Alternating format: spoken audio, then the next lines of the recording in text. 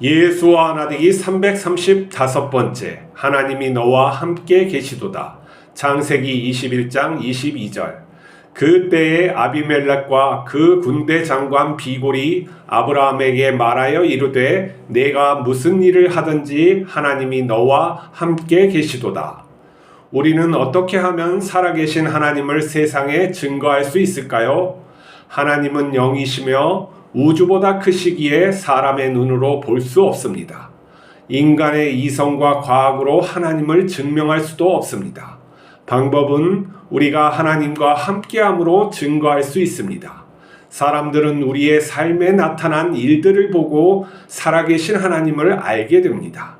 우리가 아니라 하나님이 증거해 주십니다.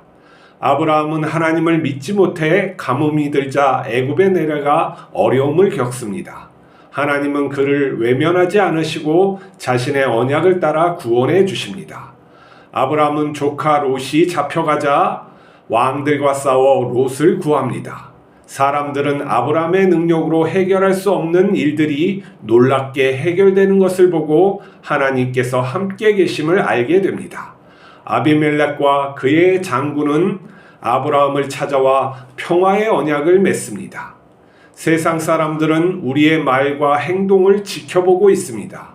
우리가 그들에게 살아계신 하나님을 보여줄 방법은 하나님과 동행하는 것입니다. 우리가 예수님을 따르는 사람임을 분명하게 해야 합니다. 또한 우리의 삶의 자리에서 말씀을 따라 진실하게 살아야 합니다. 예수님을 믿는 자는 하나님께서 영원히 함께 하신다는 언약이 있습니다. 하나님께서는 우리를 사랑하시어 우리가 그분의 자녀임을 증거해 주십니다. 때를 따라 복을 주시고 우리가 넘어지면 일으켜 주십니다. 우리에게 작정하신 뜻을 모두 이루어 주십니다. 우리는 하나님의 은혜로 살아가는 그분의 자녀입니다. 기독교 신학에서 하나님을 증명하려고 여러 번 시도를 했지만 하나님은 증명되지 않았습니다. 곧 우리의 인간의 이성으로는 하나님을 증거할 수 없다는 게 드러났죠. 무엇이냐면 인간이라는 그런 어떠한 한계, 능력의 한계로 하나님을 밝힐 수 없다는 것이죠. 그래서 사람들은 인간 중심의 사고방식을 더 발전시켰어요. 그래서 인간의 이성을 갖다 절대화시키는 지경에 이르렀고 인간의 이성으로 세상을 설명할 수 있다는 생각을 갖다가 더 많이 했고 거기에서 계몽주의가 나오고 또 그러한 철학을 바탕으로 해서 과학이 발전돼 있죠. 지금의 생각들은 무엇이냐면 사람이 이 과학으로 많은 것을 할 수 있다. 그리고 궁극적인 것을 이룰 수 있다는 어떠한 그런 신념 체계가 인간들에게 굉장히 내재돼 그 마음속에 믿음으로 자리 잡고 있죠. 하지만 우리가 이성이라는 것을 분석해보고 또 과학이라는 것을 철저하게 분석을 했을 때는 이성은 진리가 아니에요. 과학이라는 것도 시대에 따라서 이렇게 패러다임에 따라서 변화되어 왔던 거죠. 그러니까 중세시대 그리고 또 근대 뉴턴의 어떤 세계관이 아인슈타인의 물리적인 공식으로 인해서 바뀌어지는 것을 볼 수 있고 또 아인슈타인의 그런 생각들이 또 양자역학에 의해서 맞지 않는 부분들이 드러나면서 이 세계가 그렇게 우리가 이성으로 이해할 수 없는 과학으로 이해할 수 없는 것들이 굉장히 많이 있구나라는 것을 지금은 알게 됐어요. 그리고 이성이라는 한계는 우리가 뇌를 연구하면서 이 이성이라는 것도 개념적인 것이지만 정말로 개념적으로 정의하는 것이지만 그것이 궁극적으로 무엇을 향하는지 정의하기는 참 어렵구나. 이게 감정하고 우리가 이성이 맞닿아 있어서 어떠한 것을 표현하는구나. 우리가 말하는 이 이성, 그러니까 바르고 정확하고 확실한 그런 것들이 과연 우리가 알 수 있느냐라는 그런 거에서 회의적인 반응을 나타내고 있는 것이죠.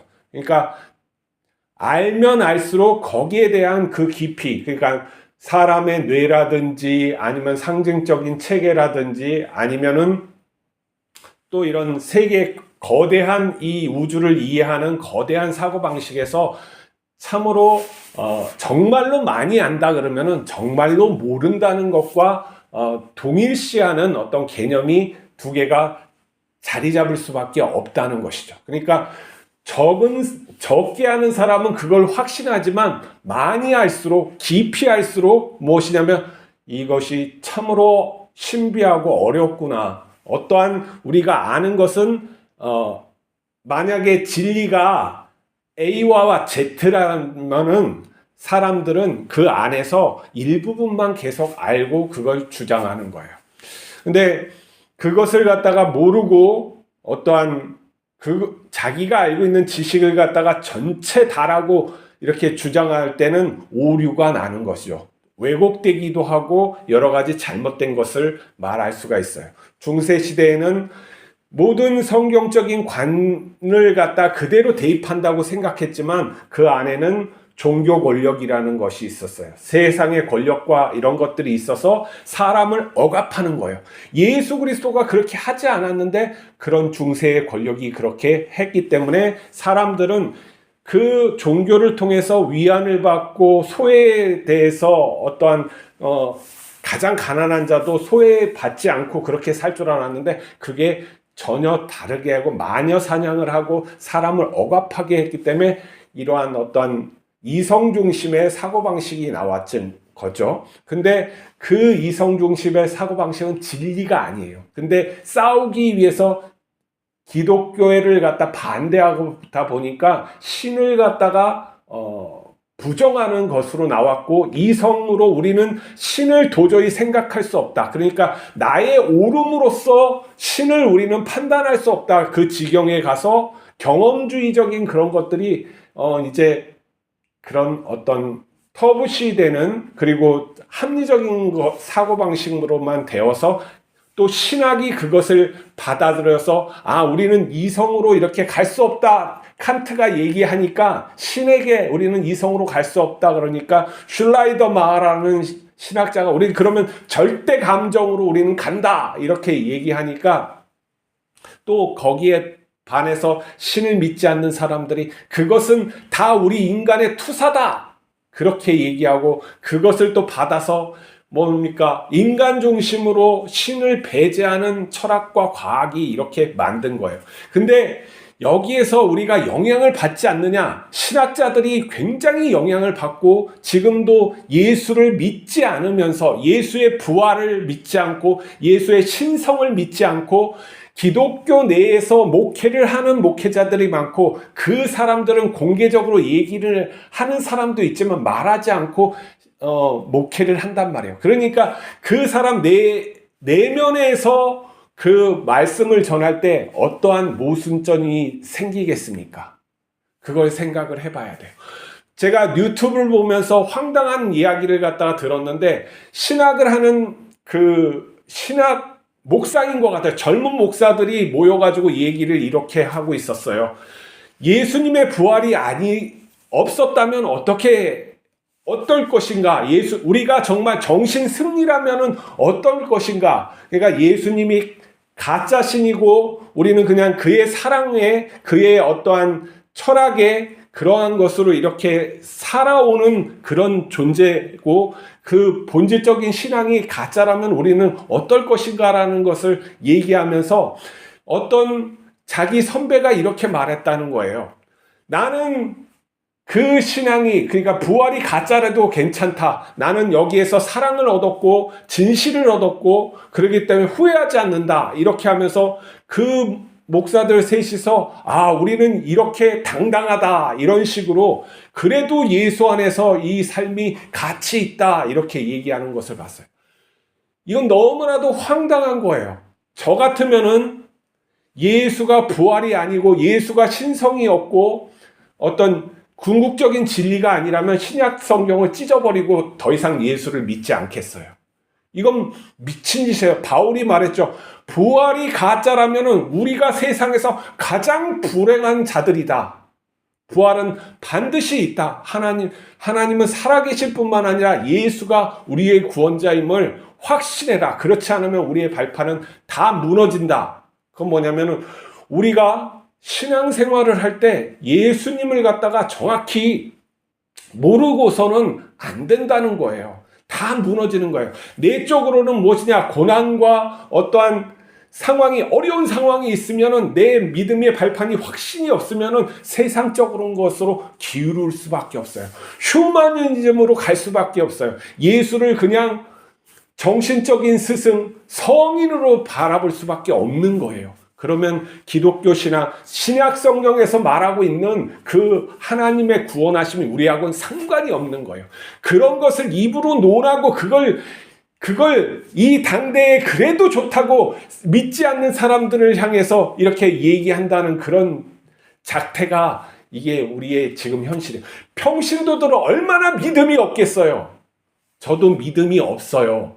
그런 믿음이 없는 것이 아니라 하나님에 대한 완전한 지식이 없고 예수 그리스도의 그 신성에 대해서 완전히 알지 못해요. 그렇기 때문에 나는 많은 체험에도 그리고 깨달음에도 불구하고 내 부족한 부분이 얼마든 크게 있는 것을 안단 말이에요. 그것을 위해서 나는 갈망을 해요. 하나님께 기도한단 말이에요. 하나님, 내가 부활을 더 직접적으로 체험하게 해주십시오. 그걸 날마다 구한단 말이에요.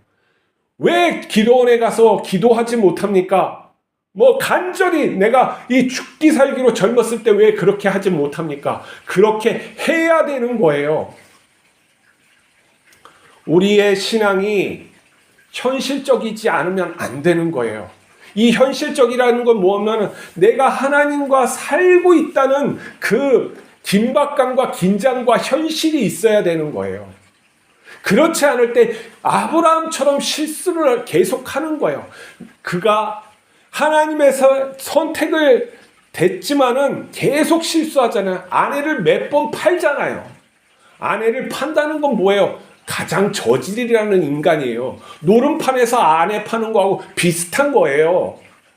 그럼에도 불구하고 하나님께서 그를 택하여 주셨기 때문에 끊임없이 그에게 자신을 나타내 주시는 거란 말이에요.